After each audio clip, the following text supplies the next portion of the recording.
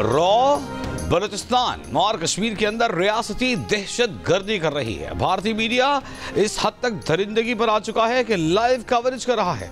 वज़ीर आज़म आज़ाद कश्मीर अनवरुल हक का इस्लामाबाद में कश्मीर कॉन्फ्रेंस से खिताब, कहा भारत कश्मीर में 5th जनरेशन वॉर कर रहा है। पाकिस्तान मसले कश्मीर के लिए चट्टान की तरह खड़ा रहेगा। माओ बहनों से ज्यादती और पैलेट गने इस्तेमाल करने की इजाज़त नहीं दी जाएगी। तहरीक आज़ादी कश्मीर अपने मंतकी अंजाम तक पहुँचेगी। अमीर मकाम ने कहा कि कश्मीर पर भारत कब्जे के मजमूम हरबे कामयाब नहीं होने देंगे।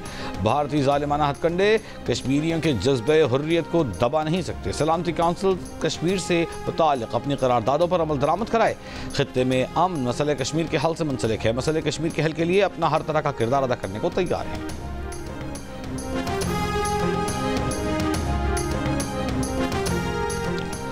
दो 2025 में पाकिस्तान की मईशत में बेहतरी इस्लाहात के असरात नुमाया हैं।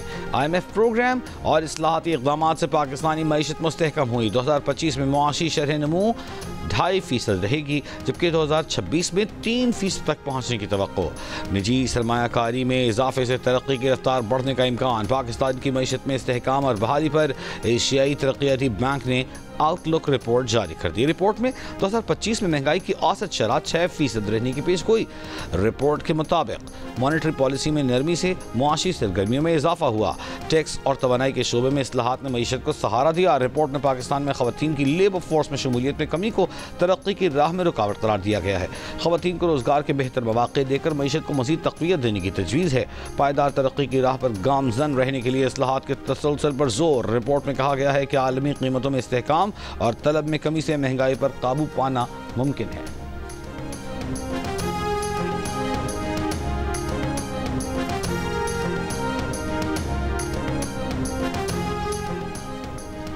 वज़ीर-ए-आज़म शहबाज शरीफ से मिनरल्स इन्वेस्टमेंट फोरम में शिरकत के लिए आए। अमरीकी महकमा खारजा के जनूबी और वस्ती एशियाई उमूर ब्यूरो के सीनियर ओहदेदार एरिक मायर की क़यादत में अमरीकी वफ़द की मुलाकात। वज़ीर-ए-आज़म ने कहा कि पाकिस्तान की मादनियात के शोबे में वसी इस्तेदाद मौजूद है। अमरीकी कंपनियों को इस शोबे में तरजीही सरमायाकारी के मौक़े से मुस्तफ़ीद होना चाहिए। वज़ीर-ए-आज़म का अमरीका के साथ दो तरफ़ा ताल्लुक़ात की मजबूती के लिए अमरीकी इंतज़ामिया के साथ मिलकर काम करने की ख्वाहिश का इजहार। तिजारत और सरमायाकारी के साथ बाहमी दिलचस्पी के शोबों में तावन बढ़ाने की अहमियत पर जोर। वज़ीर-ए-आज़म का कहना है कि कौमी एयरलाइन को 20 साल में पहली मरतबा मुनाफा हुआ, जो कई दिहाइयों के खसारे के बाद एक बड़ी तब्दीली है। Reko Diq is a world-class mine. It's a world-class gold mine and a world-class copper mine together. So one of the world's largest undeveloped gold and copper deposits in the world. The Reko Diq we have today is just a starter mine. Yeah. It's got lots of upside potential. The $70 billion that you're referring to is correct. Yeah. If you use the consensus prices of copper and gold. रेको Dick में दुनिया के सबसे बड़े सोने और तांबे के ज़खायर मौजूद हैं। अगर सब कुछ मंसूबे के मुताबिक रहा तो मंसूबे से $70 अरब तक के ज़खायर हासिल हो सकते हैं। बैरक गोल्ड के चीफ एग्जीक्यूटिव मार्क बैरिस्टो का एंकर शहजाद इकबाल को खुसूसी इंटरव्यू। कहा, बैरक गोल्ड सऊदी अरब और अमेरिका समेत दुनिया भर से सरमायाकारी को वेलकम करेगा। मार्क बैरिस्टो का मंसूबे के लिए सिक्योरिटी पर भी मुकम्मल इत्मीनान का इजहार। तफसीली इंटरव्यू देखिए आज रात 11 बजे।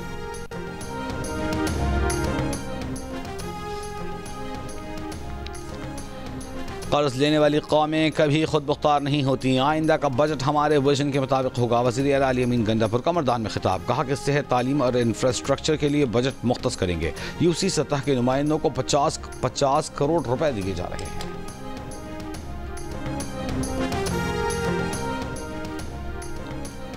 पीटीआई और एस्टेब्लिशमेंट 3 दफा इंगेज रही, पार्टी ने फायदा नहीं उठाया। अली अमीन गंडापुर को एतमाद में लिए बगैर सूबाई सदारत से हटाया गया। अली अमीन गंडापुर के खिलाफ बानी पीटीआई के कान भरे जा रहे हैं। बानी पीटीआई हमेशा गैर मुतवक्के फैसला करते हैं। तहरीक इंसाफ के रहनुमा शेर अफजल मरवत की पेशावर में मीडिया से गुफ्तगू। कहा, तहरीक इंसाफ में 3 प्रेशर ग्रुप्स हैं। खैबर पख्तूनख्वा के अलावा दीगर सूबों में पार्टी तंजीम न होने के बराबर है। असद कैसर और वज़ीर आला के दरमियान इख्तलाफात इंतखाबात से पहले के हैं। इख्तलाफात की एक वजह अली अमीन से पार्टी की सूबाई सदारत वापस लेना है।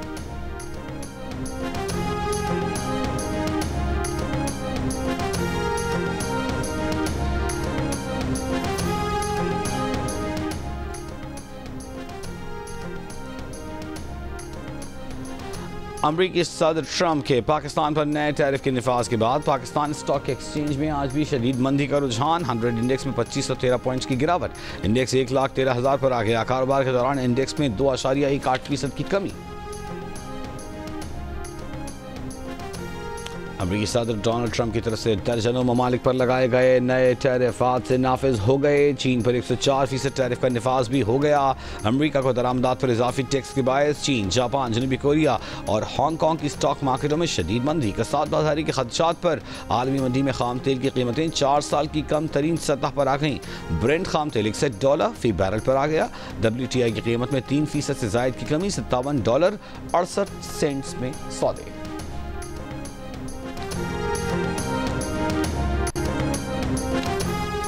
सिंध में अवाम एहतजाज कर रहे हैं। बिलावल भुट्टो दुबई में क्या कर रहे हैं? पीपल्स पार्टी सिंध में पानी के मसले पर मगरमच्छ के आंसू बहा रही है। तहरीक इंसाफ के रहनुमा शाह महमूद कुरैशी की लाहौर में मीडिया से गुफ्तगू। कहा कि पीपल्स पार्टी को इल्म था कि मंसूबा मंजूर हुआ तो उसमें 6 नहरें थीं। इरसा ने पानी की दस्तियाबी का सर्टिफिकेट जारी किया तो उस वक्त पीपल्स पार्टी ना बोली। सिंध में एहतजाज शुरू हुए तो पीपल्स पार्टी ने आंसू बहाने शुरू कर दिए। नहरों की तामीर के मंसूबे पर 6 अजला में काफ़ी अरसे से काम जारी था। नहरों की तामीर के लिए ज़मीन हासिल की जा रही थी, उस वक्त कोई क्यों नहीं बोला?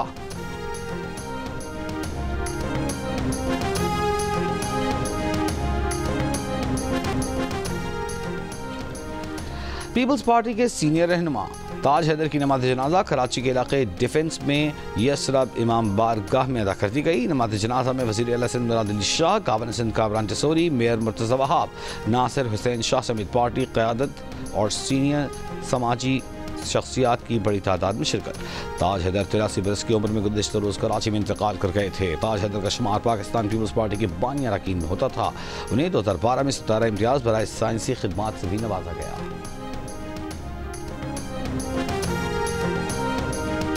हो रहा है और DAP जो है 12,000 रुपये की है, यूरिया जो है 4500 रुपये की है।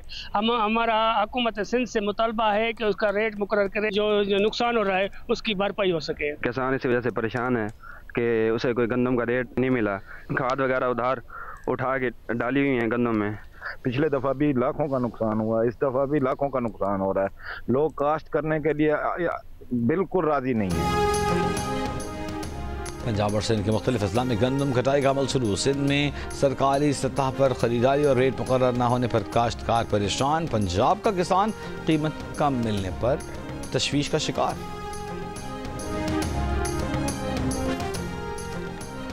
प्रोफेसर डॉक्टर उमर चौधरी को गवर्नमेंट कॉलेज यूनिवर्सिटी लाहौर का वाइस चांसलर तैनात कर दिया गया। तैनाती का नोटिफिकेशन जारी। प्रोफेसर डॉक्टर उमर चौधरी को 4 साल के लिए वाइस चांसलर तैनात किया गया है।